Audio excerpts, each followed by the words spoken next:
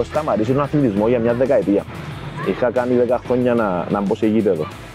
Για πολλούς λόγους. Οι περισσότεροι λόγοι είναι κάποιοι που συζητήσαμε εδώ και είχα βαρεθεί και είχα σταματήσει γιατί δεν βρίσκα δίωδο. Τα τελευταία 4 χρόνια ασχολούμαι με το γυναικείο αθλητισμό, γυναικείο μπάσκετ. Ναι, πώς είναι? Έχει τεράστια διαφορά. Ναι. Τεράστια διαφορά με ο αντρικός αθλητισμός, ο γυναικείο αθλητισμός.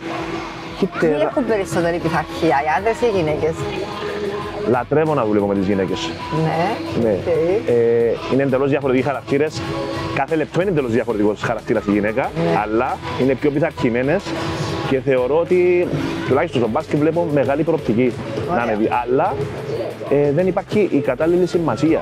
Το ενδιαφέρον για τις γυναίκες και επειδή έχω ζήσει τον αντρικό αθλητισμό και είδα πόσο ενδιαφέρον υπήρχε, είναι δύο διαφορετικοί κόσμοι.